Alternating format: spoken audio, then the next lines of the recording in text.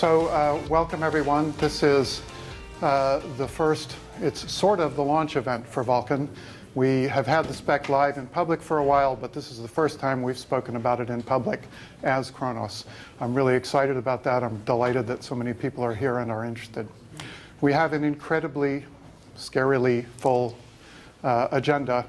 The talks are broken into basically 4 sections. There's a little bit of big picture stuff from me. I should have said, my name's Tom Olson. I'm chair of the working group. I'll talk a little bit about where we came from and the status of the API in the public domain.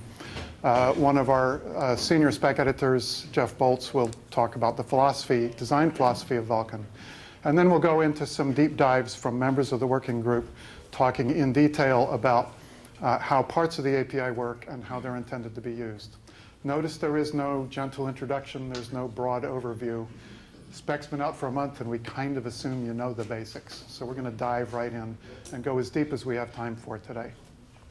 So that's the first quite a bit. That's 2.5 hours.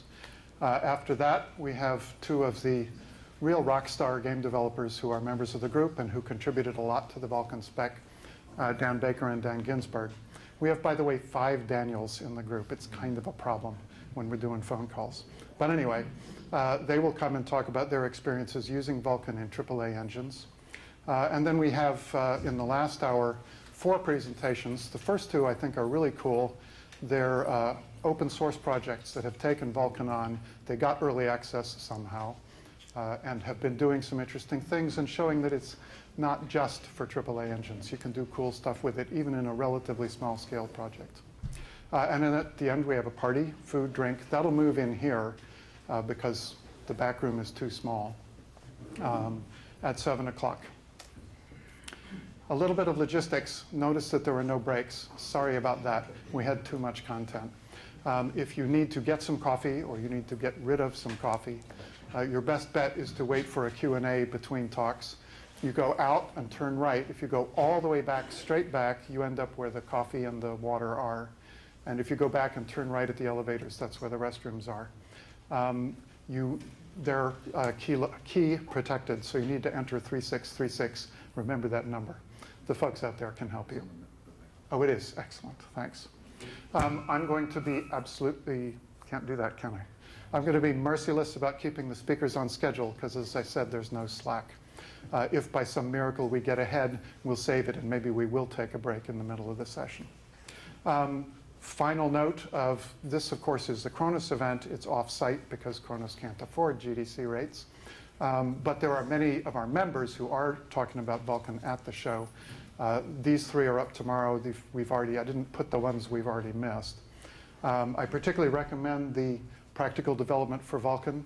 At that talk, Dean Sekulik will speak as part of the talk about the Talos Principal port. That was originally going to be part of our presentation, but we didn't want to duplicate, and he was going to do it there as well. Okay, so without further ado, a little bit of big picture stuff. The origin story starts actually further ago than we've talked about in the past. The OpenGL and OpenGLES working groups knew back as early as around 2010 that OpenGL kind of needed some architecture work, that it had gotten a little archaic and was having some issues because of it. We started a project back then, a joint committee to do re-architecture. And we did some brainstorming, we did some design work and requirements analysis, but it wasn't really a top priority for us, and it really didn't go anywhere. It just sort of dragged on. That all changed in 2014. The X12 was coming, Mantle was coming, Metal appeared, and we realized, hey, we have to do this now or we're going to be left behind. So we rebooted the project under a new name, GL Next, and began working.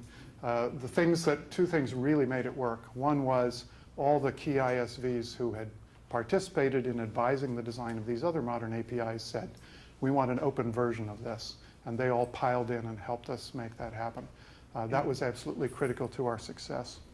Another thing was that AMD, after some thinking about it, donated Mantle to us as a starting point, which was awesome, got us off to a flying start. There followed more hard work than I ever want to do again in my life. At GDC last year, we decided that calling it OpenGL would not be true to the spirit of it. It really is a new thing. So the project was renamed Vulkan and disclosed there and launched exactly 1 month ago. It's the 16th today. 16th of February was our public launch date. This is where we started in terms of what we were trying to achieve. We had a vision. First of all, start from scratch, wipe the slate clean, architect it from first principles, and then a bunch of technical goals motivated by things we knew were wrong with the existing APIs in the open space. I'm not going to go through them in detail because you all know what they are. You all lived through that. What I will claim, without trying to prove it here, is that we kind of think we did this. Every one of those, I think I'm prepared to defend that we met that technical goal in some sense. I will admit that you can quibble about some of them. Clean. We said a clean, modern architecture. Have you read the Vulkan spec? Well, you can argue about whether it's clean. If you think clean means simple, it's not simple. But there are good reasons for it. If you think about it, Vulkan, don't think of Vulkan as a graphics API. It's an API for controlling graphics and compute hardware. And so, of course, it has pixels in it. It has vertices in it. But it also has command buffers and descriptors and memory pools and all the things that real hardware needs to work. And that's where the complexity comes from. We did work quite hard. We made several passes trying to make it as regular as we could, to make the API signatures consistent, the arguments in consistent order. We probably didn't do it perfectly, but we did work hard and think about it. The other thing at the very end, the last goal was improved reliability and improved consistency. Everybody complains about GL bugs, and they complain about differences between implementations. I have to tell you the truth. It's early days. We have a bunch of implementations out there, but there's no content, or very little, to validate against them. We have a conformance test, but it's immature. We're investing very heavily in it, both the members and Kronos as an organization. And it will get better, but you do have to expect some issues early on. The other thing I would say is that remember that with Vulkan, as opposed to OpenGL, we only guarantee consistent behavior, or we try to, if your application follows the rules of the API. If you break any of the validity constraints on how you're supposed to use things, you get undefined behavior, because we don't want to impose the cost of checking for those errors on applications that aren't making errors. We have separate tools. We have validation layers on top of Vulkan that will help you find those errors in development. But the runtime is just straight ahead as fast as we can go. So don't expect us to work on delivering compatible undefined behavior if you do something undefined. Where we are today, I keep doing that. We launched, as I said, exactly a month ago. Not just the spec. We didn't just park a PDF out there. We did, well, there's the API spec, the language spec, SPIR-V. Data format is how we describe pixel formats, et cetera. And some important standard extensions, like for Windows system integration. Also man pages, though there are some 404s in there. Sorry. We're working on that. Software. There's a compiler that compiles GLSL, a version of it, to SPIR-V. There's a basic SDK, which Kronos really intends for you to take and build on and improve for your own purposes. There are third parties who are doing that as well, and we'll make those available, as you'll hear later. And a conformance test. And something we've never done before, it's all on GitHub and open source. This is motivated by our sense that, in addition to the goals I talked about before, as we worked on this, it seemed to us that we needed to change the way we related to the community to be more community-facing, more responsive to developer needs. We're a service organization. And so this is a step in that direction, is to put everything out there and let people have at it. In terms of industry support at launch, these 4 companies, Imagination, Intel, NVIDIA, Qualcomm, had conformant drivers the day of launch. Since then, 3 others have joined the club. There are third-party tools. As I said, a sort of bundling and improved SDK from LunarG. Karen and her team will be talking about that later as part of the deep dive. And there are also tools available from some of the IHVs. There was even a game, which is cool. We didn't know this was coming until like a week before launch, when Dean called us up and said, hey, I got this thing, do you want to brag about it? So that's awesome, thank you, Dean. Platform support.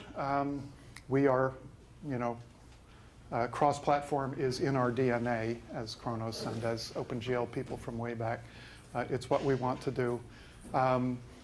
We don't control all platforms. Windows, Microsoft's probably not going to go out of their way to expose Vulkan, but they're going to allow us to, and the IHVs are doing that. They're delivering drivers on Vulkan. As well, many flavors of Linux and special purpose platforms like Steam. And of course, as a mobile guy myself, I'm extremely excited that Android has announced that they're going to adopt this. Am I right about that there is now a public commitment for a particular version? Android N will expose Vulkan, which is so cool. And by the way, I should say, Google's commitment to the process all along has been awesome. They're spearheading the conformance test. They're investing very heavily, and it's fantastic. I wanted to say a bit more about the open source move. This was a new thing for Kronos. We've never really done anything like this before. We tend to sit in a little room and do our thing. And there are some reasons for that. New spec development, because of these things called patents, kind of has to be done quietly. But open sourcing all the artifacts related to 1.0 seems to have worked pretty well. We are still working on the CLA. We underestimated the lawyer throughput. So we can't take your pull requests today. That's coming, and it's coming as soon as we can make it happen. Probably within 2 weeks. Next week. Yay, thank you, Neil. Neil's leading the charge on that. So we'll start taking pull requests against both the code and the specification at that time. We take issues now. You can go to GitHub and file anything you like. The thing that has blown me away, we didn't really know what to expect. Would anybody notice that this was out there? We've had incredible response. I mostly track the spec because I'm a spec guy. We've had since launch 127, well this was Sunday night, 127 issues opened, which is awesome. Some of them are, you dummy, why did you do it that way? Well, you might be right, but we can't do anything about that. The spec is out. But we've had lots of people pointing out, the header would be easier to use if you changed the defines and guards to work this way, so we did that. People have pointed out errors. You used this and none when you meant that one. We fixed that. It has really been great for us, and it has helped us to rub the rough edges that every new spec has off in record time. I will say, if you read the fine print there, 66 issues open, 57 closed on Sunday night. We're doing our best to be responsive, and we have dedicated time every week to bash through publicly raised issues as fast as we can. We're behind right now. We are working on our process to catch up, but we are committed to making it happen. This is a long-term, and as I said, we'll make it happen. So to close up my portion of the talk, and Jeff's getting ready back there, turning back to the theme of where did this come from and how did we get here. From a business point of view, from an ecosystem point of view, these are the industry segments and the industry players that made Vulkan happen. And of course, I'm incredibly grateful to them for that. They paid the bills. From my point of view as a committee chair, of course, I know companies don't do work. It's people who do work. And so from my point of view, these are the people who made it happen. This is the whole Vulkan team and the whole SpearV team, except for a few guys who didn't come to the meeting and did the whole thing on the phone. How you do 3 days of meeting on the phone, I don't know. But I'm eternally grateful to them for their hard work and for making this happen. Many of them, the people you're going to hear from today are in this picture, just a few are not. Our next speaker, if you could start on your way up here. The spec was crowdsourced, kind of. It was a community effort. But if there's one guy who was indispensable to the project, and who certainly by commit hash count was the most active contributor to the specification, it was Jeff Bolz at NVIDIA. He's going to talk about philosophy of Vulkan. Welcome.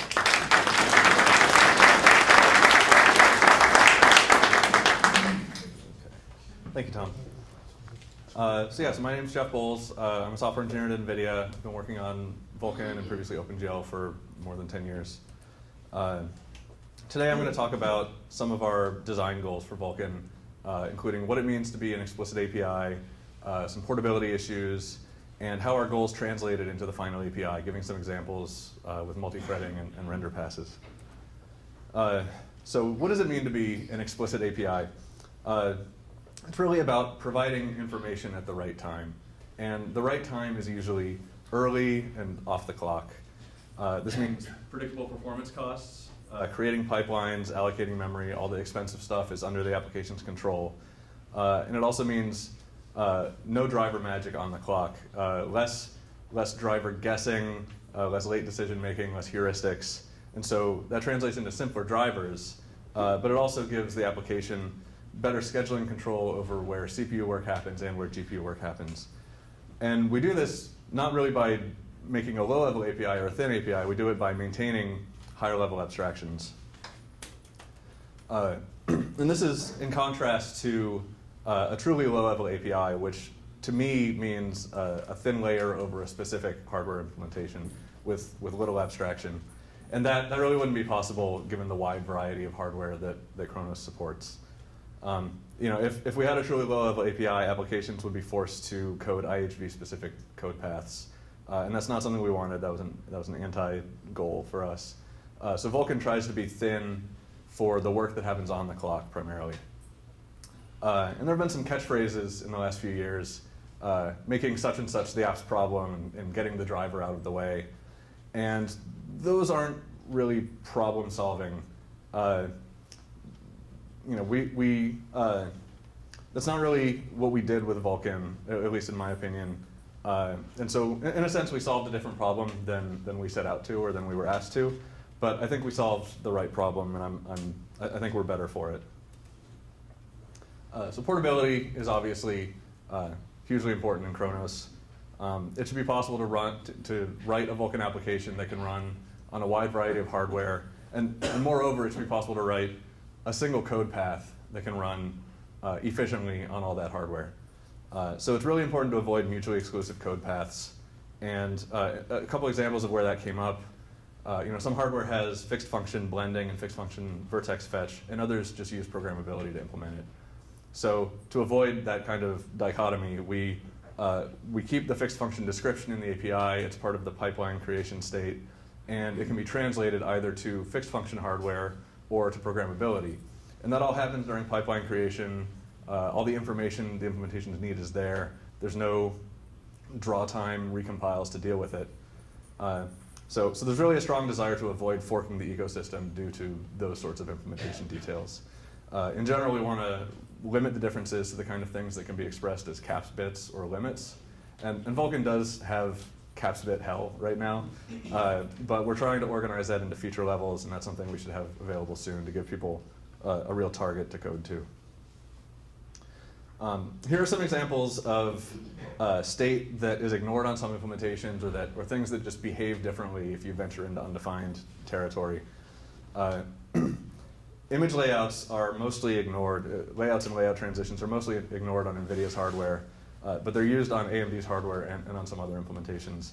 So if you were coding on NVIDIA and you had a bug in how you deal with image layouts, you might not realize it, but then if you ran somewhere else, you could have lots of corruption.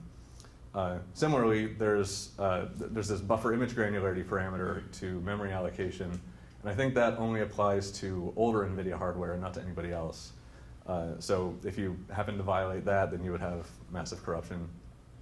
There are other differences, like command buffer state is naturally inherited or leaked between command buffers on some renderers, but not on others. There's some Tyler-specific state that would not apply to immediate renderers.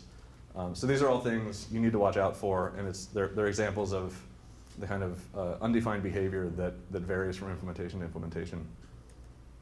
So it's really important to validate your application using the validation layers. That's the tool we built to try to defend against this.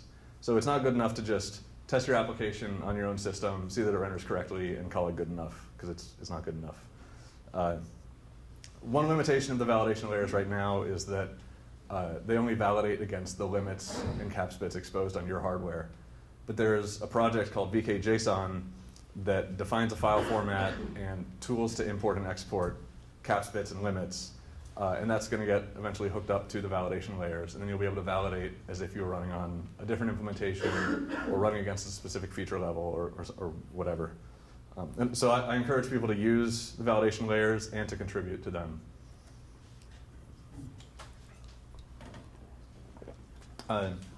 So multi-threading was obviously a disaster in OpenGL. And so it was a top priority for Vulkan to get right. So here's a quick summary of how multi-threading works in Vulkan.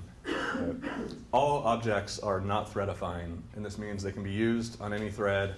There's no thread local storage. There's no COM-style apartments. You can use them anywhere. However, most Vulkan objects are not thread safe, and this means the driver does not do locking and mutexing for you. Instead, each use of an object is classified as being externally synchronized or not.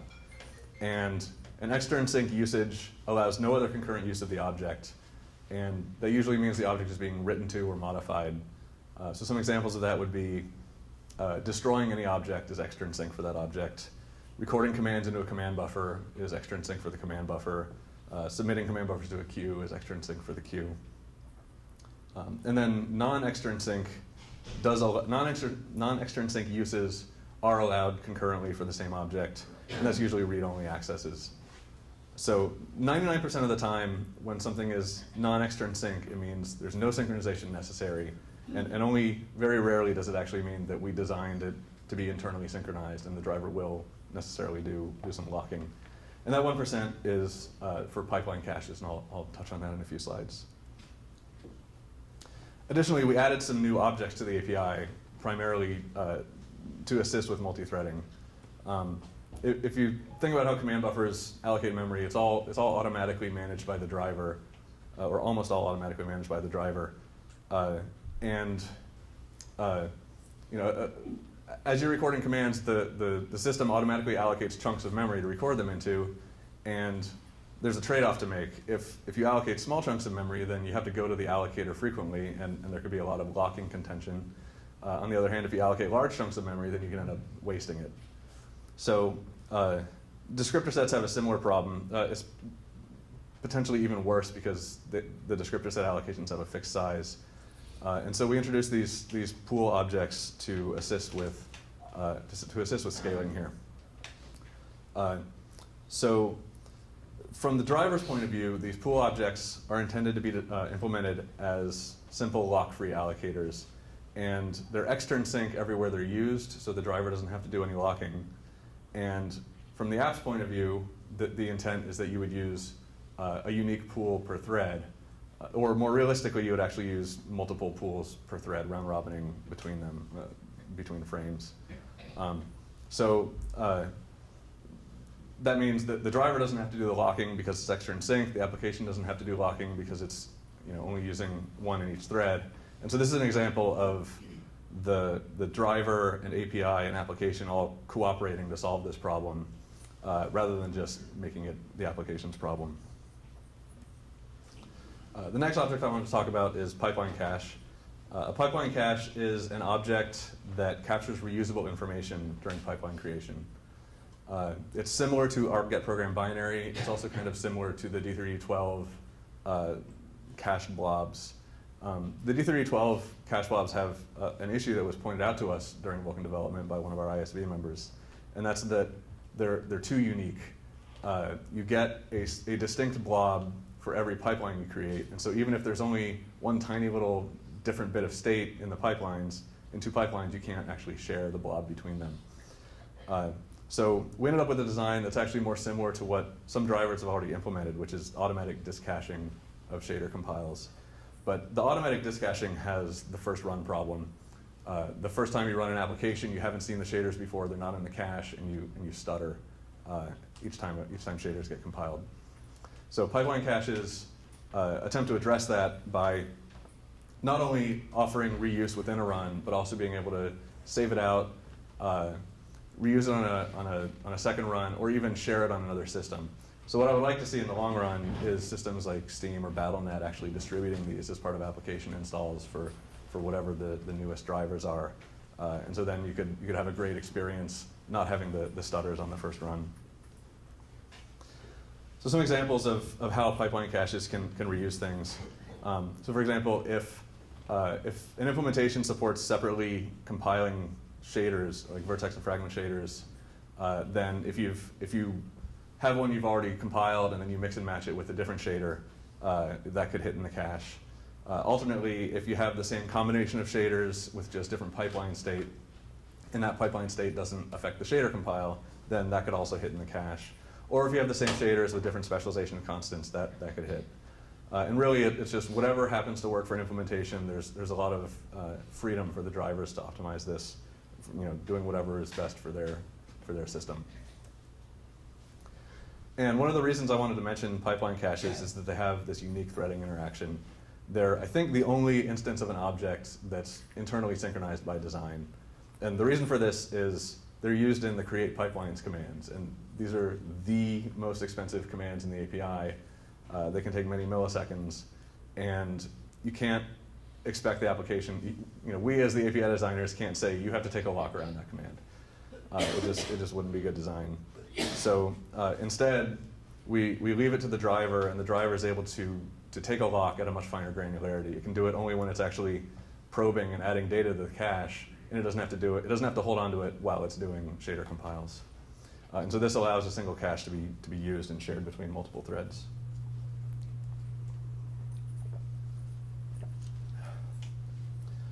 So render passes are maybe the most interesting new feature in Vulkan. The original goals for render passes was to separate the blit commands and memory updates from rendering commands. And this is really critical on tilers because doing a memory update in OpenGL would require flushing the tiler. And that obviously dumps the frame out to memory and has to read it back, and that's really expensive. But it's also a cost on immediate renderers.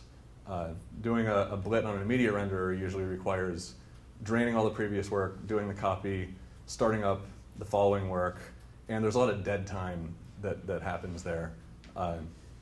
Waiting for threads to finish, waiting for memory latencies for the copy, waiting for the system to fill back up again. It's not an efficient use of resources. So separating out blits from the real drawing commands is valuable everywhere. And render passes also originally had some of this tiler information about loading and storing frame buffer attachments and doing multi-sample resolves. But render passes evolved into something more interesting, which we call multi-pass. So a render pass can support multiple subpasses, where each subpass can use different frame buffer attachments or can share frame buffer attachments with the other subpasses. And so the render pass describes a graph of the subpasses, and each node in the graph is a subpass description, and it includes a list of which render target attachments it uses and their formats. Each edge in the graph is a dependency and describes how the destination subpass depends on the source subpass. And each edge also indicates whether the dependency is tileable. So you create your render pass up front, and then when you record a render pass instance into the command buffer, you record the commands for the subpasses in order, calling next subpass in between. And then when you execute that command buffer, the subpasses execute according to the graph described in the render pass. So if a dependency between two passes is not by region, that means it's not tileable, then a tiler will iterate over the tiles in the first subpass, complete all of those, and then iterate over the tiles in the second subpass. If the dependency is tiler friendly, then the tiler can flip the order of the loops, switch the inner and outer loop, and it can iterate over the two subpasses for tile 0, and then the two subpasses for the next tile, and so on. And by doing that, the data from subpass 0 is still available on chip and can be read when executing the second subpass, and that can avoid having to dump it out to memory and read it back. So this is a really big efficiency increase, especially for tilers. And the multipass, or the render pass object, is compiled before it's used, And this gives an opportunity to allocate any kind of finite resources. For example, allocating the render target data into the tile memory. So this figure shows an example where there's these 3 subpasses, there's 6 attachments, and attachment number 2 needs to be spilled out to memory after the first subpass and then restored for subpass 2. And the pipelines are compiled against the render pass you're going to use, or actually technically against a compatible render pass. And so when you do the pipeline compile, it knows where to access all the resources, and it doesn't have to do any state-based recompilation later on. So for people who are curious, I'd encourage reading the Pixel Local Storage extension. This was, I think, an ARM extension. Imagination extension. Okay. And it's kind of the lower level version of this functionality. Using it required modifications to the fragment shader, and it only worked on certain hardware, and so it wasn't as widely applicable. And what we have with multi-pass render passes, it can run, you can write your application in a way that you can take advantage of this performance feature, but you do it in a way that you can run your code on any system. You don't have to rewrite your shaders for it. And despite that, it actually offers potentially better performance than the lower level extension. So this is an example of when building a really good abstraction for this actually benefits everybody, even the people who had previously done the lower level extension. So to conclude, early on we were really concerned, as Tom mentioned, about Vulkan only addressing a really small section of the market, only really being viable for those companies that had a lot of resources and could really deal with different code paths for different situations.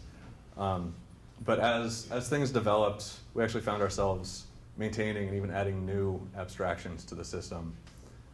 And despite that, they didn't come as a performance cost. I think they actually benefit everybody. And so I think that means we found a really good design point. And I think Vulkan benefits from having these abstractions and not really from being a truly low-level API. So that's my last slide. I'd be happy to answer any questions people have. Okay.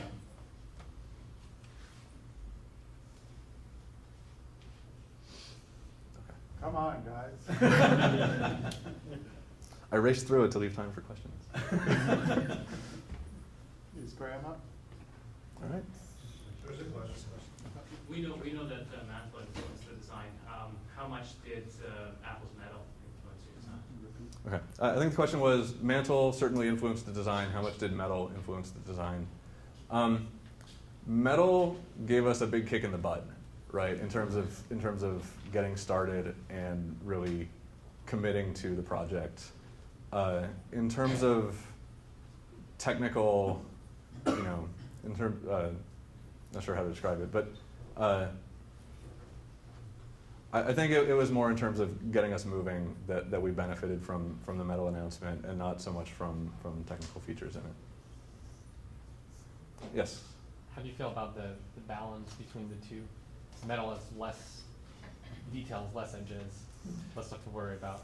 So the question was, I'll paraphrase. There's a design trade-off between Metal and Vulkan. Metal is a little more challenging to use. Vulkan is a little more challenging to use. Metal is a simpler API, easier to port to.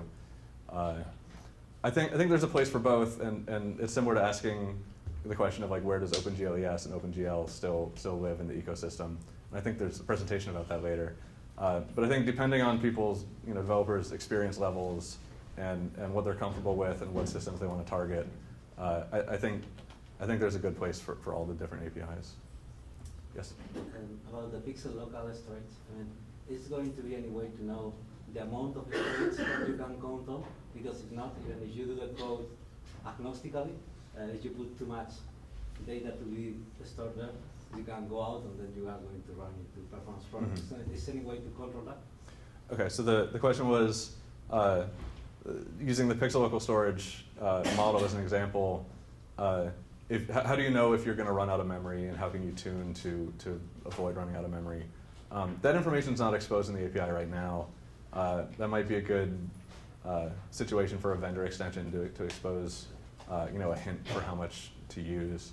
But one of the benefits of the API as it is now is that you describe how you're going to use things, and then the driver can decide which things are best to spill based on whatever the hardware details are. So if you go over the amount of tile memory available, it doesn't just fail. The driver will spill it intelligently and hopefully do a really good job of it.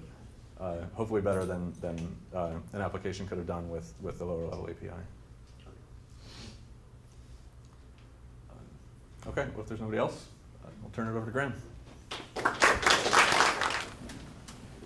Okay, hi everybody. I'm Graham Sellers. I work for AMD on Vulkan stuff. And this is the first session in our deep dive sort of block of the day. So I'm going to get into some API details and best practices for using part of the API. In particular, I'm going to be talking about memory allocation in Vulkan. It's something that's kind of easy to get wrong, but it's also a tool to really make the most of the sometimes limited resources that are available to your application. So start with the memory management topics. There's denial, there's anger, there's bargaining, and so on. I mean, don't get me wrong, it can be really painful. But if you do it right, it's very, very powerful. So actually what I want to talk about, there's three things. First is pooled objects. Jeff just touched on that in the design overview. I'll give some concrete examples here. There's host memory allocation, which is system memory, malloc, basically. And then there's device memory allocation, which is the memory that is used to back buffers and textures and images and things that the GPU will be using. So first of all, pooled objects. Right? Some of the objects in Vulkan are allocated in pools. Right? These are command buffers and descriptors, which Jeff just mentioned. Also, queries are managed in pools as well. They each have a object type associated with them. You can create them and say how many of the objects you want, or other heuristics about the pools. Right? The pooled objects are not thread safe. So you create several pools, you'd assign a pool, or maybe more than one pool, to each thread, and then that thread is then free to go and allocate from the pool objects that it needs on the fly without worrying about contention with other threads. It's lockless.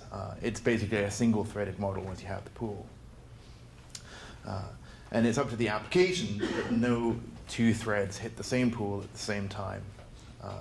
And also, when you free the pool, all the objects in it are returned to the pool or freed.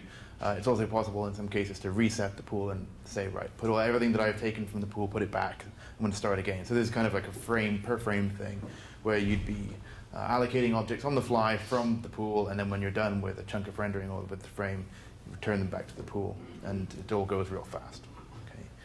Okay.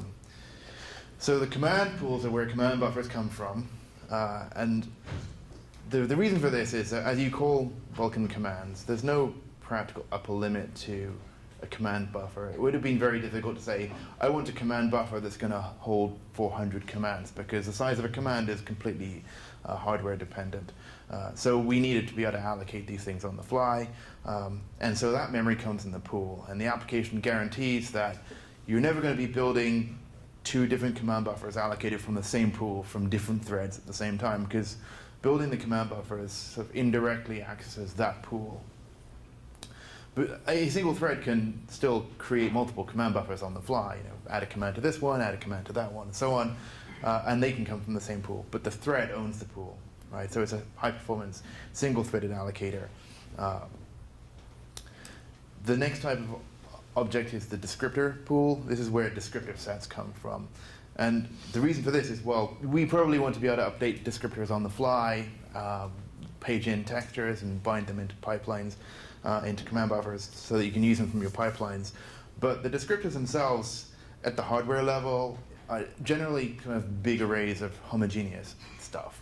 So if you want 1,000 textures, it doesn't make sense to manage them as 1,000 separate little tiny memory allocations. You want just a big fat array of 1,000 things, and then when you want some for a descriptor set, you just pull them from this pool.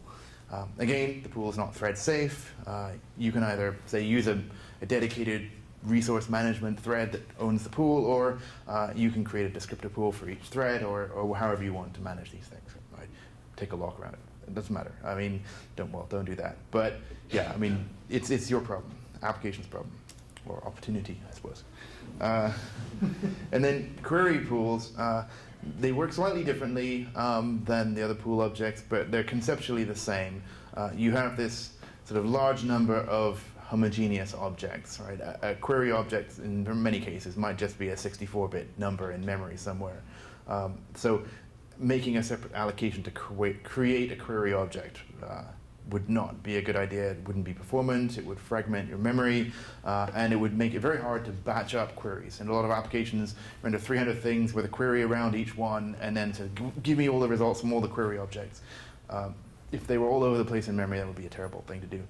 So query objects are allocated in pools.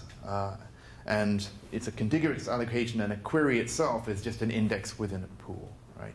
So that makes batching results. Give me all the results from these queries in this pool, and then grab the results. Okay, so those are the sort of three pool objects. This isn't really directly related to memory allocation as much as object allocation, but it is kind of an important topic. Okay, but now we get on to the actual memory allocation. Right? We've got host memory, we've got device memory. Host memory is the CPU memory, the stuff that you get a pointer to and just poke at. Comes from malloc or new or whatever you have.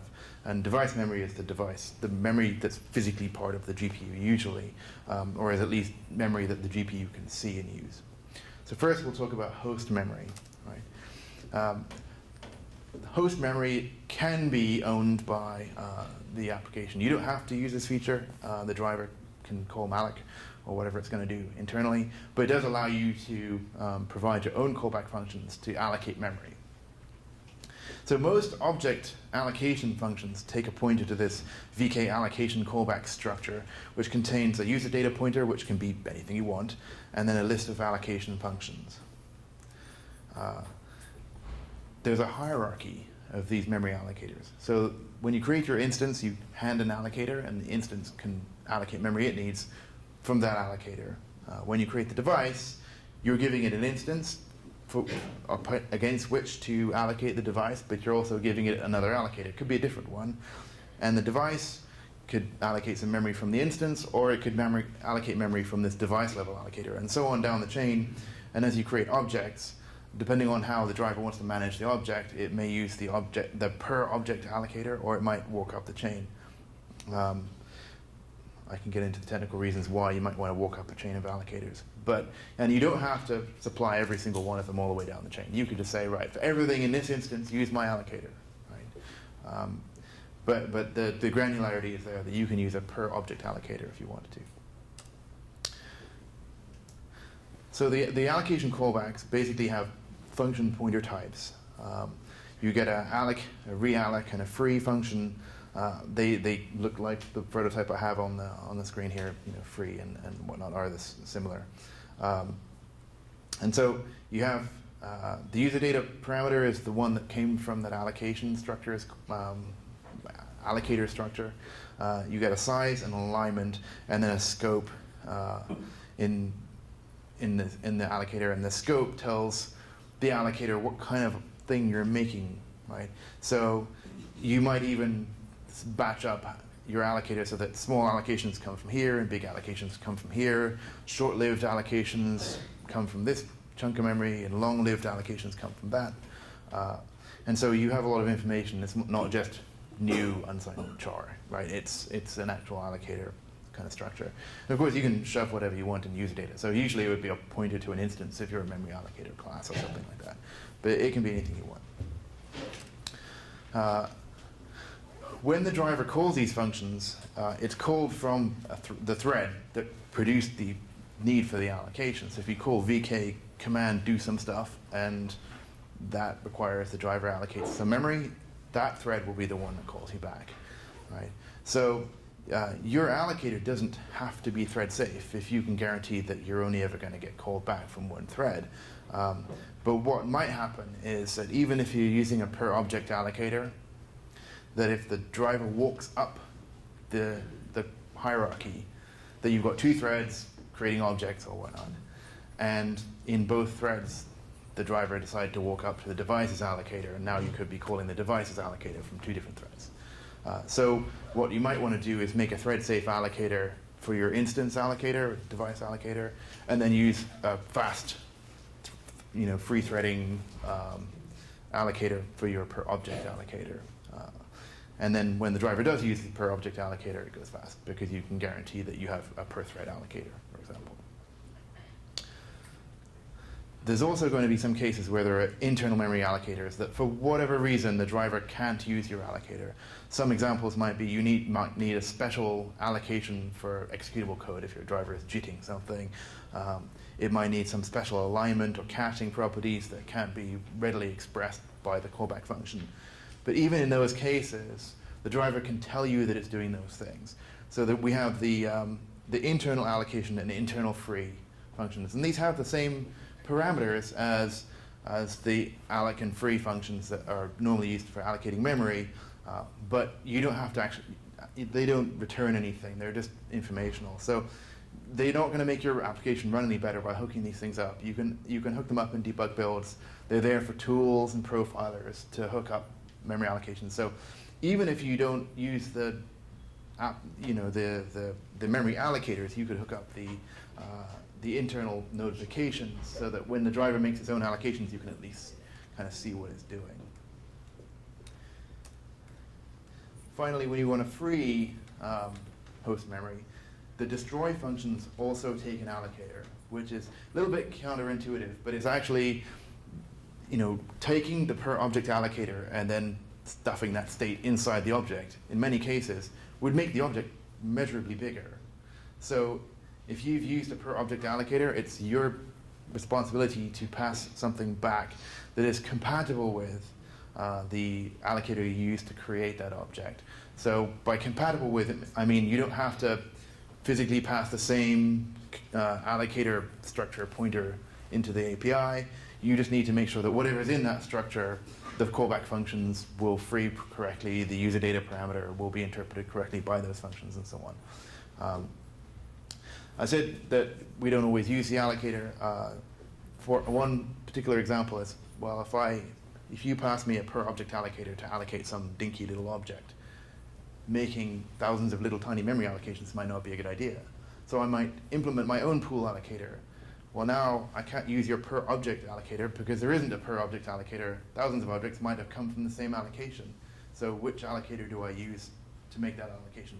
That is a case where I might walk up the hierarchy and use the device allocator to allocate memory. There's other cases where we internally have constructed an object, attached it to something else. We might reference count it, or we might otherwise keep a reference to it. And so we might not free it immediately. When you call free, we might put it on some kind of list of things to get freed next time enough stuff has been freed, and so on. Then call your allocator a bunch of times in a row. So these are all things to watch out for. Don't expect that just because you passed us an allocator, it's going to get called every time you create an object or anything like that. But the mechanism is very powerful, and it does allow you to at least see what we're doing, if not control what we're doing. Okay, and so now we move on to device memory, which is possibly the hairiest part of the API, the thing that's easiest to do, the most naive job of, but also a very powerful mechanism for managing GPU memory, and kind of thing that console people have been asking for years, and finally you can kind of do a lot of this stuff. So most resources on the GPU require some GPU memory, and this is memory that is usually physically attached to the GPU. Might be special dedicated memory, but it's memory that's at least accessible to the GPU.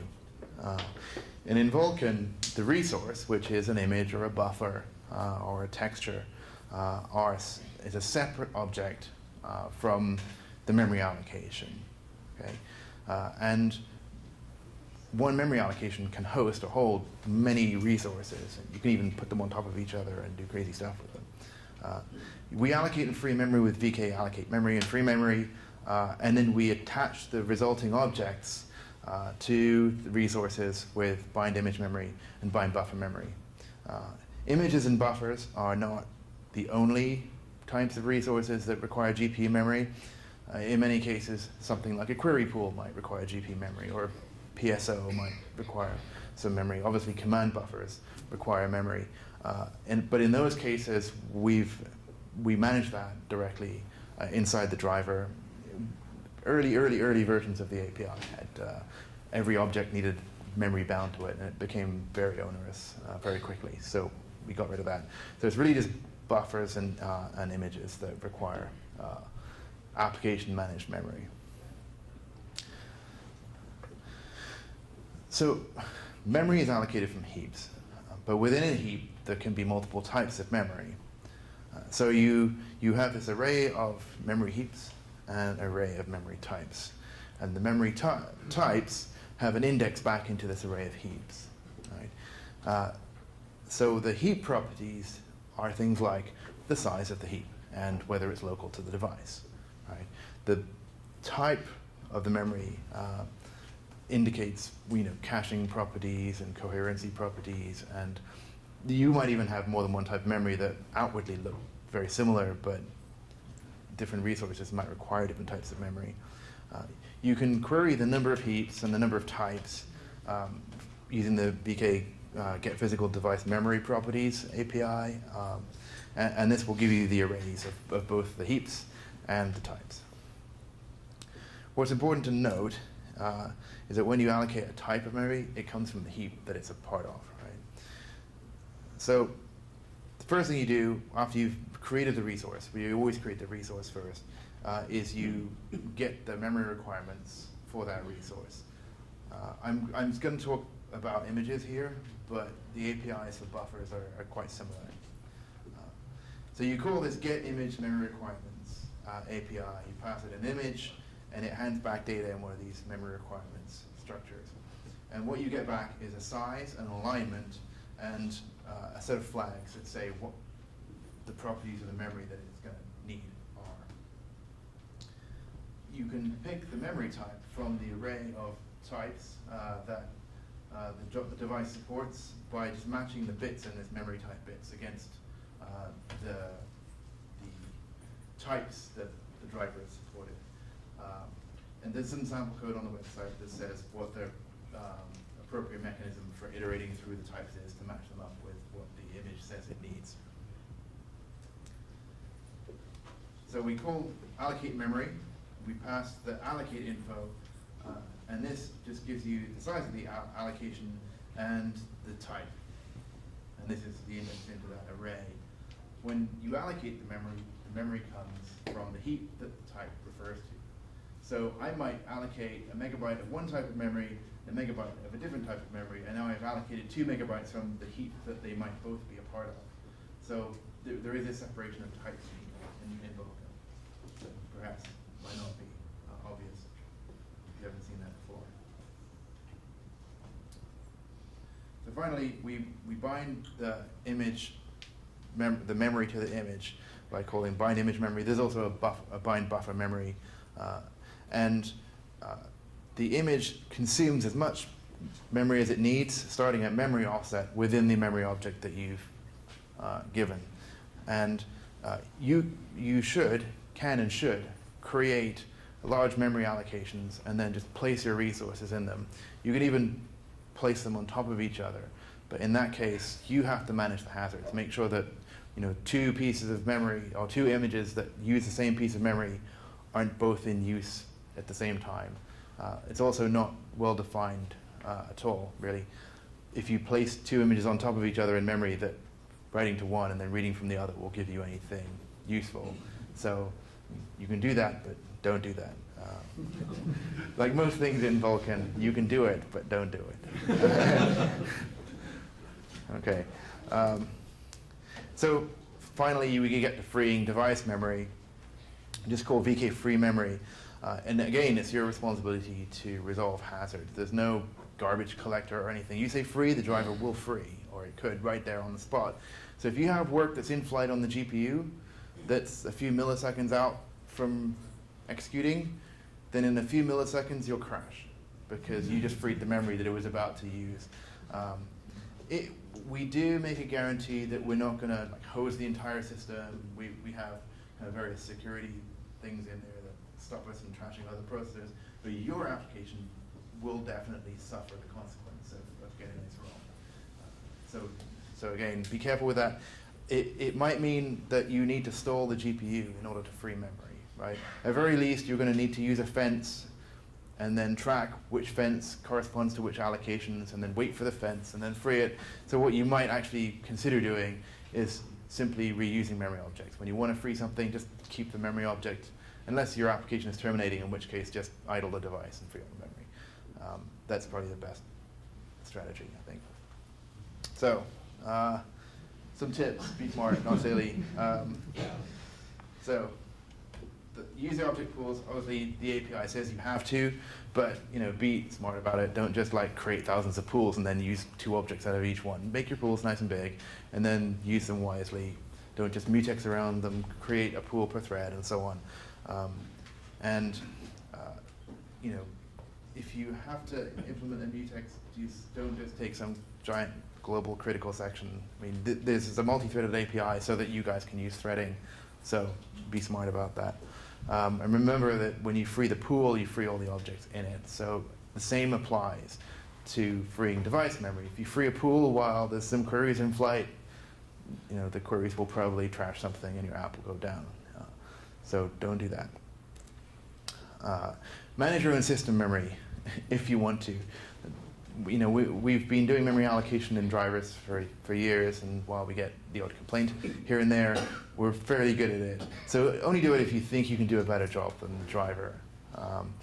And be aware that a driver might ignore you and not use your allocator the way that you think it might.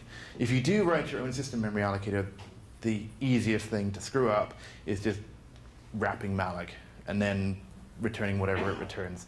That's the silly side of things. Don't do that.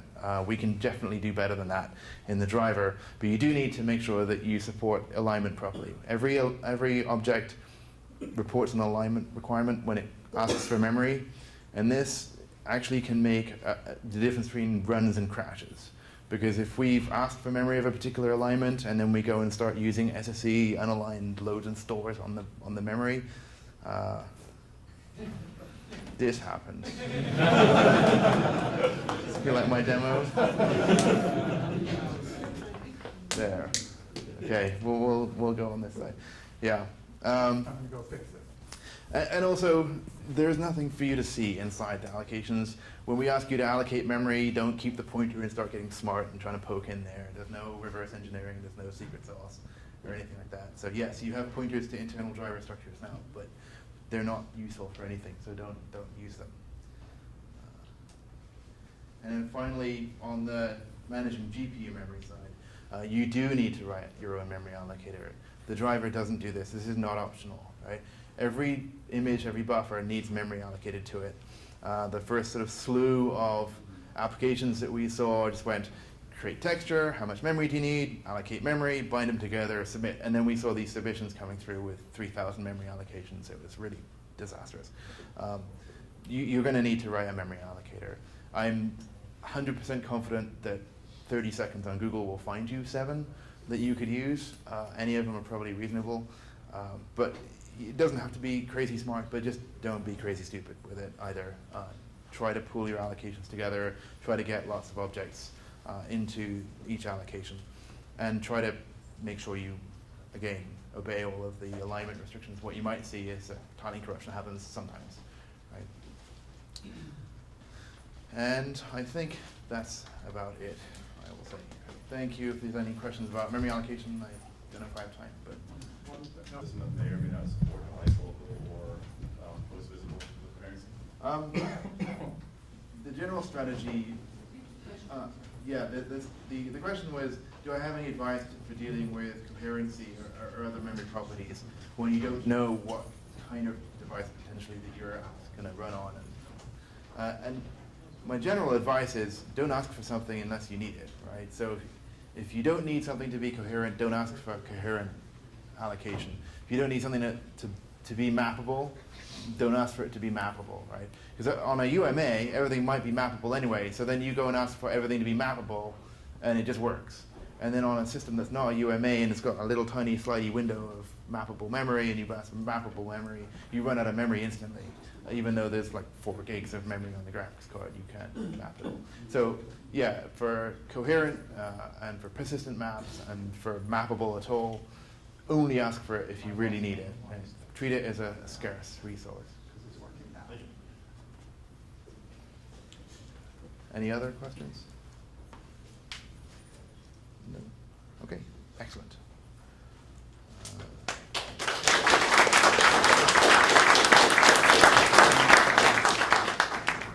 So, good afternoon.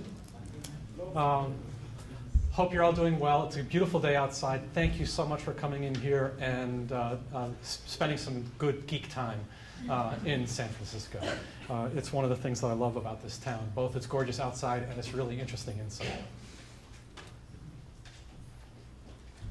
I'm Bill-Licea Kane. I work for Qualcomm, and I'm one of the volunteers at the Kronos group working on the Vulkan specification.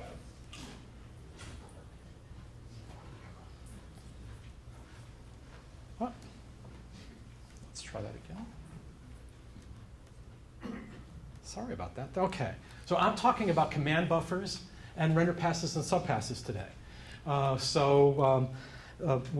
Jeff went into some of the overview of them. I'm going to go in a little bit deeper and hit you with some of the bits and bytes and what's going on. And also, Graham talked about the pools, and I'm going to go into that starting. So command buffers, command pools and command buffers. I want to make sure that you understand that there are several states that command buffers go in, and that we have primary and secondary command buffers, but no more, just primary and secondary. So here's a diagram of the way the pools work. Pools are in the middle, and that's where allocation of the objects comes from. Host memory, Graham was talking about that with the allocators that you can provide.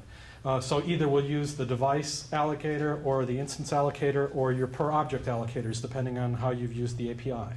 And like Graham was saying, we're going to use one of those allocators, and you're not necessarily completely convinced which one we're going to get to you. So host memory gets pulled into the command buffer pools. The command buffers take that memory from the command buffer pools. When you reset a command buffer, it goes back into the command buffer pool. And when you reset the command buffer pool, the memory goes back into the host. All right? So that's the fundamental movement of memory through this whole pool to the command buffers and back. Command buffer pools, as we were all talking about, they're not thread safe. So you need a different command buffer pool for each one of the threads you might be using. Now, you can share a command buffer pool among multiple threads. Don't get me wrong. But you're playing a little bit with a hand grenade where you pull the pin out of. If you carefully are handing that command buffer pool back and forth between threads and never simultaneously accessing that command buffer pool and never actually doing some other commands with the command buffer pools that are implicit, you can successfully hand those command buffers back and forth across the threads. But generally, probably the safer thing for you to do on your app, and probably the easier thing for you to do on the app, is think about creating a command buffer for the pools that need them. You're going to have creators and consumers of your objects. And in fact, you'll probably want to have multiple command buffer pools per thread, and I'll go into some of the reasons for that in a moment. While you're creating the command buffer, there's 2 bits that I want to go into. The command buffer create transient bit. And that's going to tell you that these command buffers are going to be relatively short-lived. How short? Well, it's a combination of how long they're going to be around and how many times you might be submitting it. Clearly, if you have a one-time instance command buffer where you're submitting it once, that is about as transient as you get, so long as you didn't create it and then wait 65 years to submit it. So if you create a command buffer, then submit it, and then turn around in a frame or 2 frames or 3 frames, recycle that command buffer, that's what we mean with a transient kind of a command buffer. And then the command pool create reset command buffer bit. Can I ask for volunteers to remember the name of that? Who wants to raise their hand and say, okay, you've got to remember VK command pool create reset command buffer bit. You'll only have to remember it for a short amount of time. We only got a few slides to go to where we reuse that bit. That's to say that when I create a command buffer, I can individually reset it. If I don't set that bit, the only way I can reset the command buffer is by resetting the pool. Okay?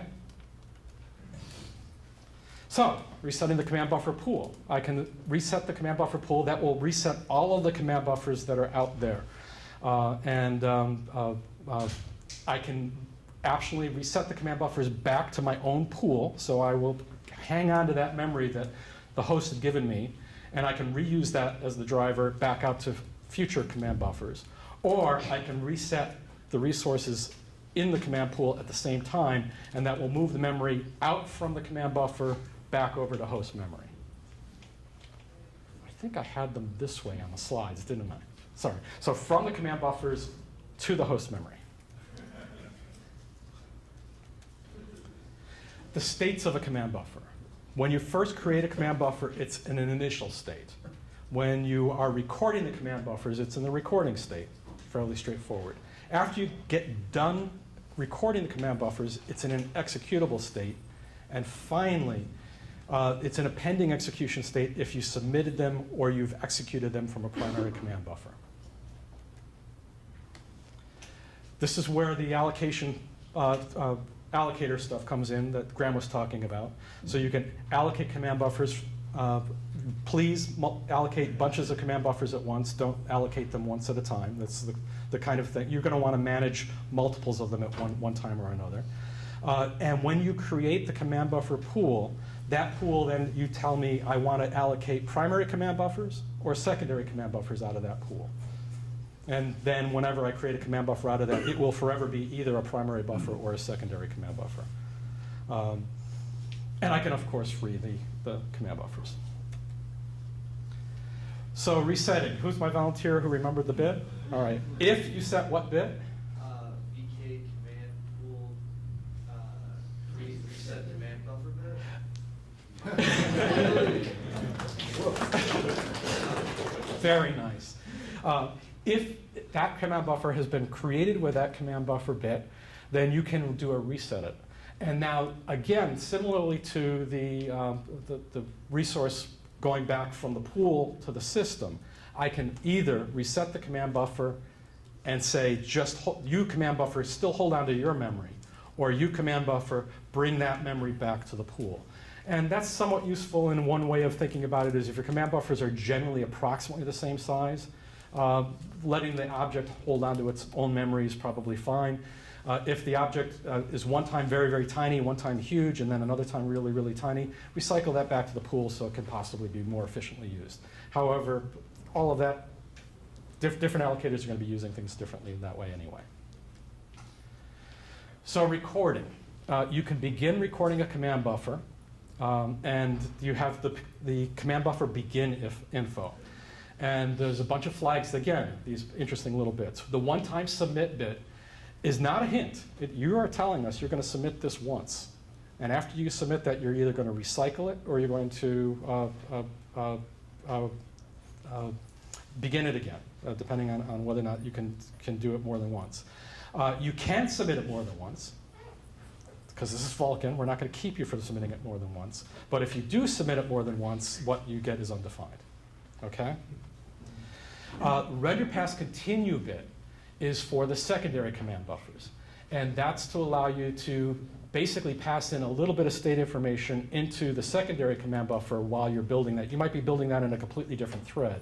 And then that way you can have the seamless transition from primary command buffers to secondary command buffers for a limited amount of the state info. And finally, the simultaneous usage bit, which says that this command buffer might be used in multiple places in a single primary command buffer. So if I'm going to execute it multiple times or possibly in multiple different places.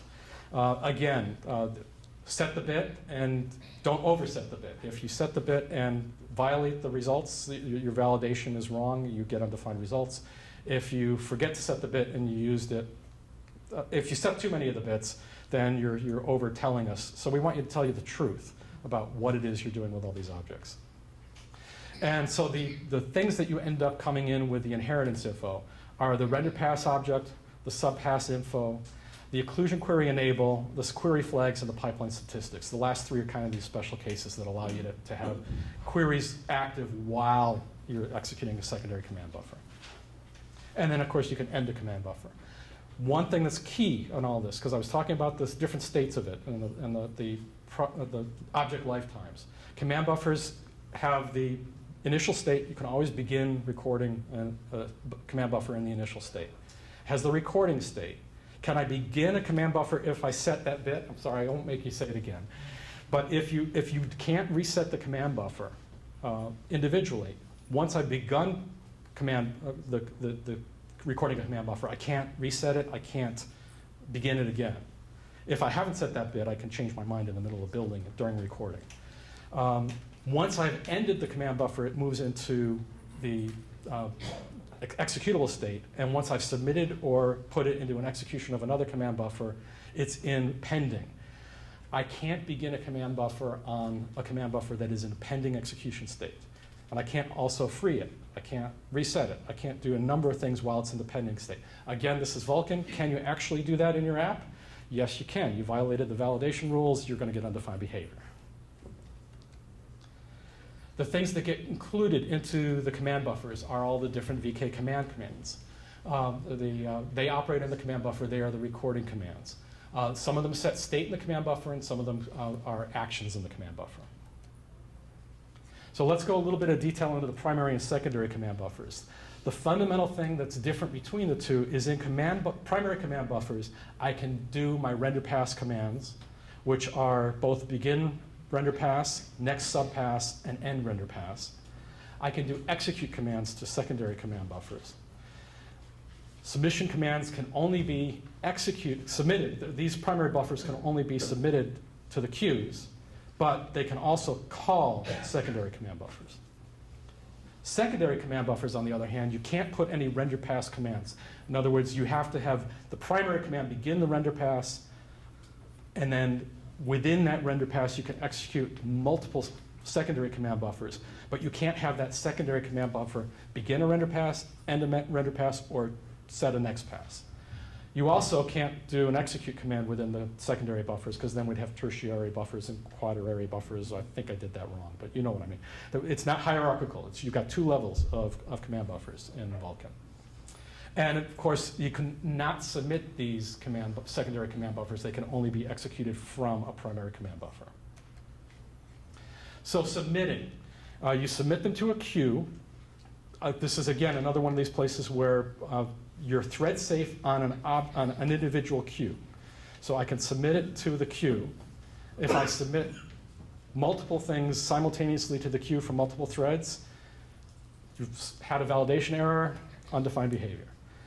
What you can also do with the submission is set a bunch of semaphores to wait on, set a bunch of semaphores to signal, and one fence that fires off and sets after all the command buffers that you submitted have completed execution. Want to caution you here. You want to use the semaphores for things that you need to have synchronization between the command buffers that you're submitting. But don't overuse them. You're going to be bubbling up your graphics pipe like crazy if you're waiting for stuff that you don't need to complete. The similar sort of thing is if you don't need a fence on this submission, don't put it on this submission. Put it on a subsequent submission. That'll be fine. Another thing for it is how much work should you submit in an individual queue submit. You'd like to move this out of your inner loop. You don't want to have, for every one of the command buffers I'm submitting, submit one command buffer, repeat, repeat, repeat. Gather them together and do relatively large batches of work in each one of the submission. How much is a relatively large batch of work? Well, if you've already gathered them all together and you're not taking a lot of time to gather all these command buffers together, then a large number is just perfectly fine. But if you're spending a significant number of wall clock time trying to gather all your command buffers, meanwhile, we're waiting around for you to please tell me what to do next. So there's this balancing act between I want to give you enough work, but I don't want to wait so long to gather up too much work. So you'll have to do some testing to figure out what the right kind of balance is between enough work and not too much work. So let's go into the begin of the command buffer. Fundamentally, command buffer is conceptually this little tiny state object out there. And you start out with no state defined after the beginning of the begin. So I'm showing you just the stuff necessary for compute dispatches right now. So you can bind, the bind state, the set state, and push constant states are all undefined at the beginning of recording a command buffer. So once I bind some state, bind descriptor sets, bind pipelines, whatever else I'm going to be binding to this, now that state is defined. I can then go off and use a command that consumes that state, which is, in this case, a command dispatch. I'm showing this with a hatched area saying the sets and the push constants are not used by this current dispatch, so who cares if there's no state? You only need to say set the state that you're actually using in the dispatch command. And that's the thing to think about it. What state do I need to have completely defined when I dispatch? And that's the state you have to have defined, and no more. I can then push some constants up and do a couple more dispatches that actually consume those push constants. Then I could do a secondary command buffer execution. The state of the command buffer resets to undefined. When I return back from that execute, I don't know what the state of the command buffer is anymore. So then I have to go and bind and push constants and maybe do a couple more dispatches all over again. Execute again, undefines the state, and so on and so forth until you end up to the end command buffer, when finally now all that state that you've set in there is completely well-defined within that command buffer, but it doesn't bleed out to any other command buffer anywhere else in the world. Got it? The secondary command buffers, we're only talking about the compute case again. So bind, set, and push constants. And then you can go and do things like bind the objects, dispatch, bind some more objects, dispatch a bunch of stuff, set some push constants, dispatch, and finally come along in the secondary one. When you've done executing the command buffer, the secondary command buffer, none of that state bleeds back up to the primary command buffer. So again, completely self-contained state within that small area. So now let's talk about the render passes and the subpasses. First, again, we're going to come around to creating these objects.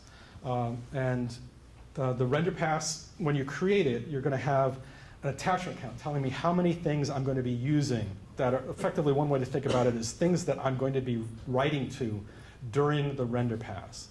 And for everything that you're going to be writing to with the frame buffer writes, you're going to end up creating an attachment for that. Also, you need to create attachments for things that you might want to preserve between subpasses. And this is where you're also going to come in with your dependency count and the dependencies between the subpasses. Jeff mentioned those earlier on today. So the attachments. So Graham mentioned before that the memory might alia. You can perfectly well go off in Vulkan and bind memory from multiple different places to different objects, or the same memory to different objects, and end up aliasing the object's memory to one another. By default, we assume that all the attachments do not alias with one another. So if you're doing that, you have to set this bit. Another way that they alias, if you end up using the one attachment in multiple ways in the pipeline simultaneously during the render pass. One time as a RGBA 8 frame buffer and another time as an R32 frame buffer, then that might make alias. And you need to be able to reset. You need to set that bit. And we need to be told what the format of the attachments and what the samples of the attachments are. And the other thing that you're going to be telling us is what you want me to do with all these attachments. And the best way to think about this is, what do you want me to do with the attachments when I first use the attachment in a subpass? And what do you want me to do with the attachments when I last use a attachment in a subpass? For the first use ones, we need to know what you want to have loaded into that attachment. And either you want to load something into it, maybe you want to clear something, or maybe you don't care because you know you're going to completely cover everything with your skybox in the background. Please tell the truth there again. Huge wins on efficiency for telling us correctly that you don't care or that you're going to clear this buffer right off the get-go. And the same sort of thing on the store. Tell us what you need to store, and tell us you don't care if you don't need to store. And then I'm going to skip over the layouts. They're just a little bit of a kind of a, Jeff mentioned earlier today, some people use the layouts, some people are kind of ignoring the layouts. They're telling you where in the pipeline you would like to have this attachment attached and be optimal for during the render pass. Go into details with that with going into the spec.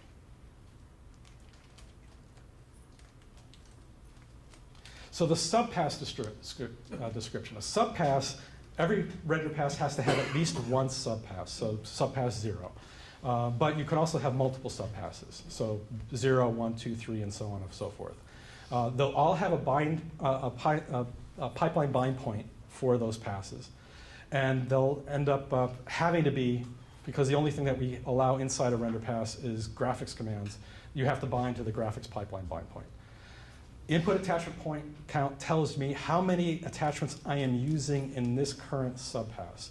And it might be a subset of the entirety of the attachments of the frame buffer. How many are input attachments? Those are inputs that come into the fragment shader as previously rendered from the earlier pass. And this is where you get the 1 pixel to 1 pixel coherence. I've written this in a prior pass. I can see my own pixels data on the subsequent subpass, and that's all I can see with the input attachments. So how many of those are you reading in right now? The color attachment count is how many things you're going to be writing to this pass. The resolve attachments are which one of those color attachments would you like to have resolved at the end of this pass? Either all of them or none of them, basically. And then the depth stencil attachment is where you put your depth stencil buffer. And then the other one is the preserve attachments. Let's say I'm not using an attachment at all in this subpass, but I need to preserve the contents of that attachment. You have to put it into the preserve attachments. If you don't remember to preserve it, the contents of the buffer are undefined. They'll be undefined from that subpass to any higher subpass. You've lost it. You can't get it back. It's gone. Now the render pass dependencies.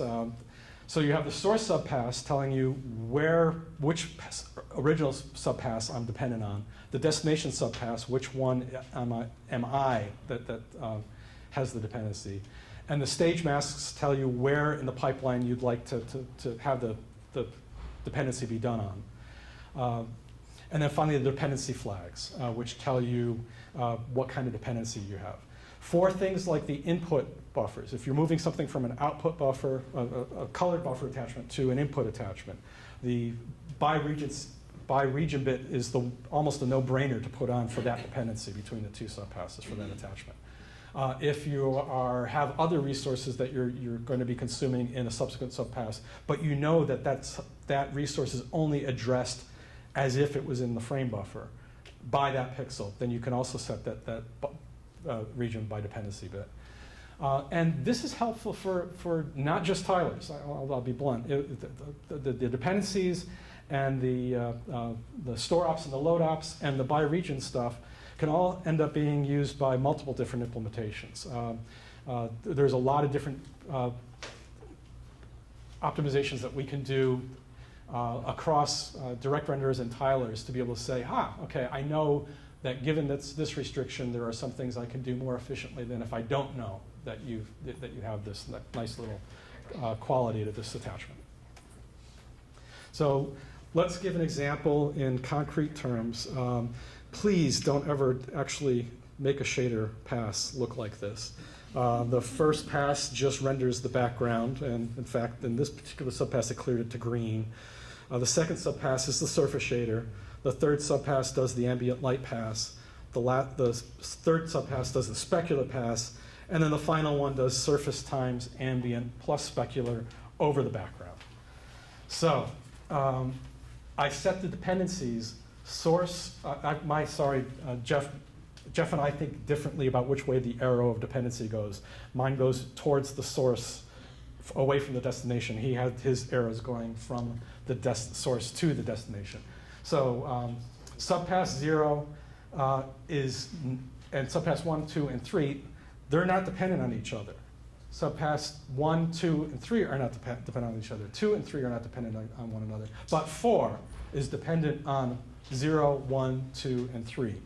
So work can start proceeding on subpass 1 prior to subpass 0 actually being complete.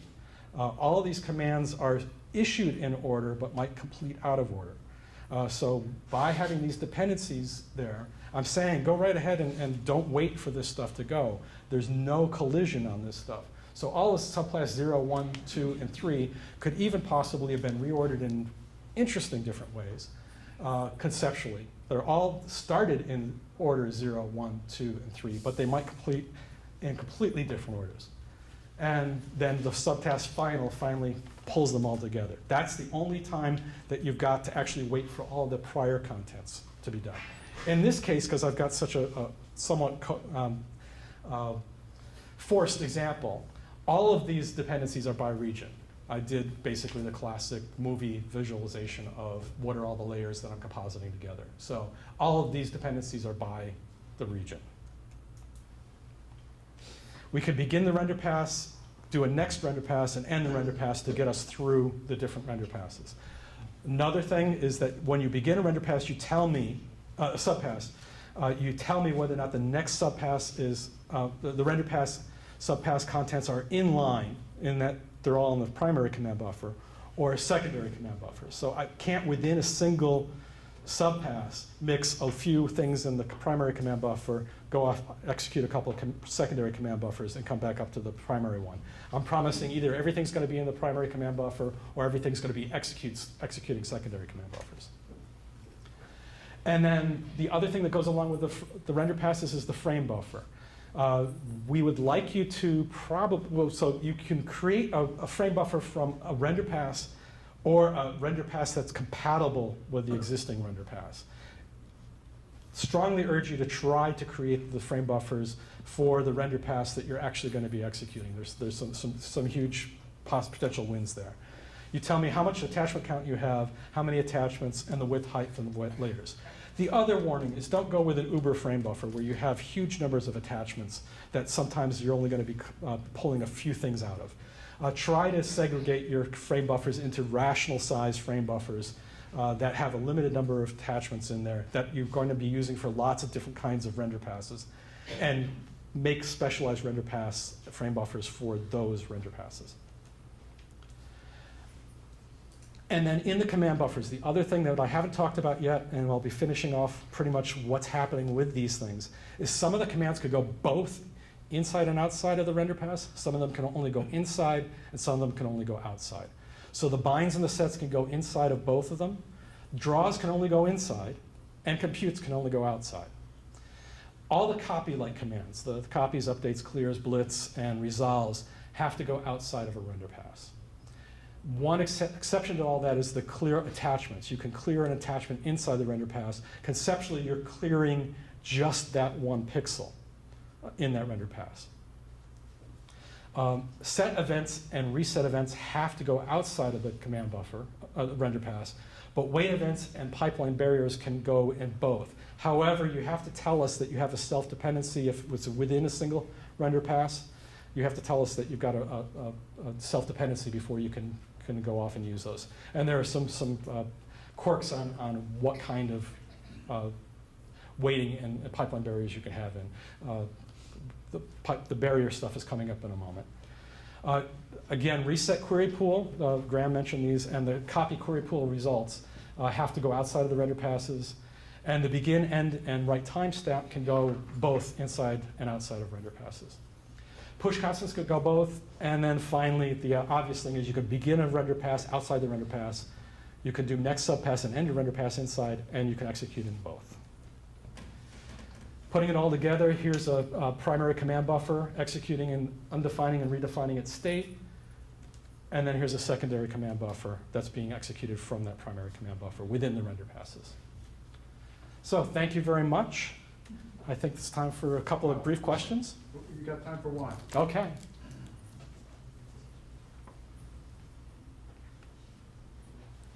Hi, I'm Tobias from Imagination. So I'm going to talk to you a bit about synchronization. Bill sort of touched on some of it, but I'll go into a bit more detail about them. So keeping your GPU fed without getting better. What do I mean by that? Well, you have a ton of delicious draw calls. You're an app developer, you've got draw calls, right? Your GPU, it's hungry. It really wants to eat them. And so if you keep it fed at all times, it's going to produce delicious, just wonderful pixels.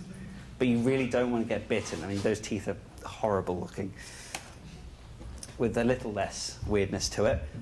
What I mean by that is that you kind of want to keep it going. You want to have a source of draw calls at all times. You don't want to have to let your GPU stall while you're giving it work.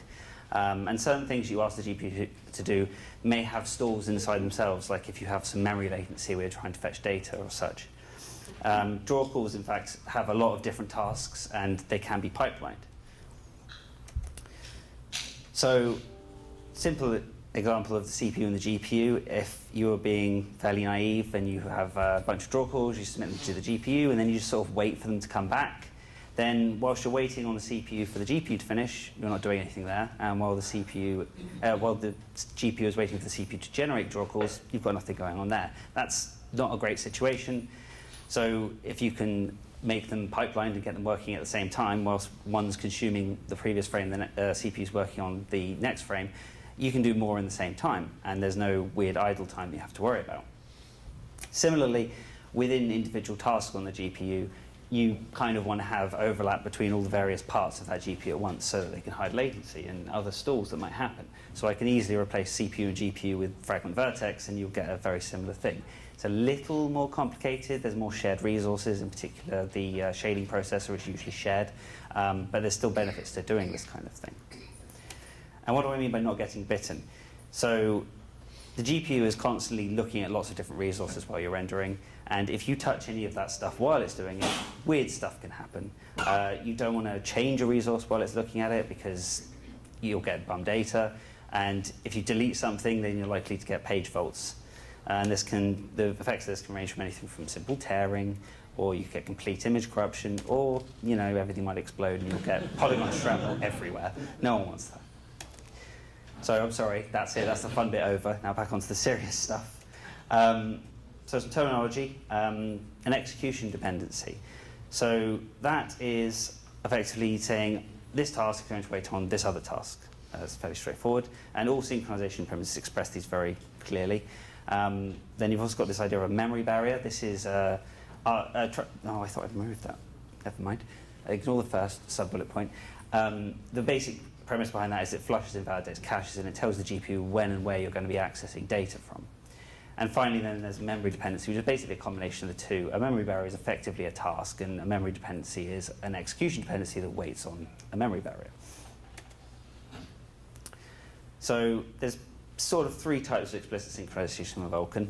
You'll notice that I've grouped three of them together because they all broadly have similar uses. Pipeline barriers, events, and subpass dependencies, they're all within a queue, within a command buffer, in fact, and they all have very explicit memory dependencies. They will give you a lot of detail and control over what you do with them. Semaphores operate between and sort of within queues as well. Their primary use is to synchronize different queues, although you can use them within a single queue if you need to. And finally, fences, which allow you to do synchronize the CPU to queue operations. So the first set of that, pipeline barriers. So these are quite in-depth. They're very fine-grained in the fact that they allow you to express a lot of detail. You have to say exactly which pipeline stages in your GPU you're actually waiting on and where you're waiting from. So source stage mask will tell you what task I'm waiting on. So I might be waiting on some earlier vertex processing. And then desk stage mask, you'll say when you're waiting at. So you might be waiting at the fragment stage or another vertex stage, etc., etc. And it also encompasses a bunch of memory barriers to execute. The important thing about pipeline barriers, they're a single point in time. They effectively synchronize everything you've told it before the pipeline barrier with everything after the barrier that you've told it about. And it's a single command function that goes in the command buffer. Events are kind of similar. They express almost exactly the same type of detail. The main difference is that they operate over a range instead of being a point thing.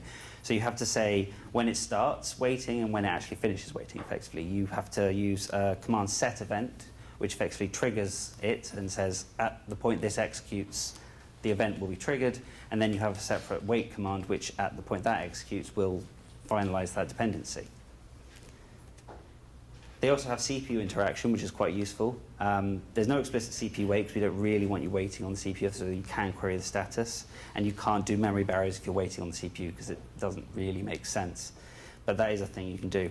However, bit of a warning, if you submit a piece of work to the GPU that waits on an event and you don't almost immediately submit a set event somewhere, there's a good chance that an OS may actually time you out, and who knows what's going to happen with that basically undefined behavior. It's not a super common use case, but it's something to be aware of if you do find yourself needing to use it. So memory barriers, I sort of skimmed over them. There's 3 types. There's the global memory barrier, which is effectively any memory-backed resource you've got in flight at the moment. Buffer and image barriers both define single resources and what you're going to do with them. So global memory barriers, again, it's all memory used by any of the source stages you ask for, and effectively flushes like everything in a cache that would be relevant to that stage. And you mainly want to use it when many or most of your resources are going to be transitioning in the same way. It sort of saves on having to ask the GPU to individually flush different bits of the cache at the same time. But there's a balance to strike, and you may need to do some tuning. Buffer barriers, similar sort of thing, but instead of all the memory, it's a single buffer, or rather a range within a single buffer. It doesn't have to be the entire buffer. Bearing in mind that a buffer may be attached to multiple memory objects in the background, but that's all defined by the application. The differences really are that you can, if you have multiple queues in the system, you can tell it which queue is taking ownership of a buffer, and you can also say which. And you can say which range of the buffer you can do. Similarly, with image barriers, they also have the access stages, and they have the queue ownership as well. And they have this idea of the layouts as well, which tells you how I'm using this particular image at this point in time and how I was using it. So I skimmed over a big bullet point on all the other ones as well, but I'll just talk about it here. You have to know what you were doing with it before. In most cases, this can be statically determined. You can often code it as a hard constant. It doesn't necessarily have to be tracked by the driver, by the application. But generally speaking, you shouldn't be tracking individual resources. You should batch them if you have to, or just implicitly know, hopefully. And one thing to say on layouts is that if you use them appropriately, if you tell them exactly what uses you want to have it with, and you've actually said the image, I'm using these usage cases, it can allow certain implementations to use compression schemes under the hood, so that you can use less bandwidth and less memory allocation in some cases as well. And so it's quite important to actually use the correct layout to actually achieve this. If you just stick yourself in general all the time, you're unlikely to get this unless some hardware happens to support compression for all types of access, which is not hugely likely. Now, Bill did mention subpass dependencies. And there's another bullet point here that hasn't been updated. Never mind. So again, it's similar sort of info to a pipeline barrier in the sense that stuff happens before, stuff happens after it. They're used in different ways, as Bill explained when he talked about render passes, and they are explicitly between 2 render passes in the sort of graph-like structure we saw before. I don't know how to talk to this bullet now. Sorry. The effective point of these dependencies is to say, I have resources that I'm using in this subpass, and I'm going to be using in the next one. And that includes all the input attachments you may be using to read from previous previous subpasses, and it may also include global resources as well that you've used in a previous subpass. And as Bill mentioned, there's this idea of pixel local dependencies. So if you're accessing a resource only at the same location from multiple passes, then you can use this dependency by region. And again, Bill vaguely mentioned this, the idea of self-dependency. So subpasses somewhat unintuitively can wait on themselves. It doesn't actually mean exactly I'm waiting on myself, because that would be nonsense. What it means is that you've put a pipeline barrier in the subpass, and within that subpass there's a dependency. Now there are a lot of rules on these dependencies you can put inside the subpass. The main key one is that you can only go forward with pipeline stages. You can't wait, say, in the vertex stage for a fragment stage operation from the previous subpass. You can only do it the other way around. You have to wait at a later stage or the same stage. And this mostly is to avoid a significant number of pipeline bubbles that could otherwise occur. Particularly on tilers, for instance, you may end up having to split your rasterization workload, which requires loading and storing a lot of data from the chip. But even on a direct renderer, you'll find that there are pipelining issues if you don't have this. And the other one that you can do is an external dependency. So to do this, you can actually, there's a special value, which for some reason I haven't got on my slide, which you set in the source and or destination subpass, which is subpass external. And if you do that, it means you can either are waiting on a previous task to execute, in which case you can put a command wait event inside your subpass, which will wait on that external task. Or you could be saying that actually some external task later will be waiting on this, and it's a similar thing, then you'll put a barrier later. So that's sort of, the reason I grouped all those together was basically because they all operate on the same ground together. Within command buffers, they have very explicit detail about what's depending on what, and how the memory is accessed, etc., etc. And you pretty much find you're always going to be using some amount of these. Semaphores are a lot more coarse-grained. So you use them to synchronize queues, as I said, and if you've only got one queue, you don't need them, but you can use them. Within a submission to the GPU, you can have a number of different batches of work, which is going to be a set of command buffers or a set of other operations that happen on the queue. And each of those batches can be associated with some semaphores it waits on and some semaphores it triggers. They do make some implicit memory guarantees, so they don't have an explicit set of memory barriers like the events and pipeline barriers do. Instead, what they have is they make the guarantee that any writes or side effects done by the things you've submitted will be visible to any future queue work. They won't be visible to the host, but they will be visible to future queue work. Fences are used to synchronize from any given queue back to the CPU. So these, again, very coarse-grained. They're actually more coarse-grained than the semaphores are. Rather than per batch, it's actually per individual submit command. And you're not expected to be doing multiple submits per frame. You usually want to do one because they're not completely free. They can be cheap, but it sort of depends on the OS. But ideally, you should really only be doing one. Again, they make the same sort of implicit memory guarantees as a semaphore does, but that's not. It may or may not be useful to you. The interesting thing is, the interesting use case for them is to check if you're doing something like multi-buffering your resources and you've got multiple frames in flight. Then what you can do is you can use a fence to determine when that frame has ended and you're free to use your resources again. However, as I've said, it's not guaranteed to be visible to the host at that time, which you may want in some cases.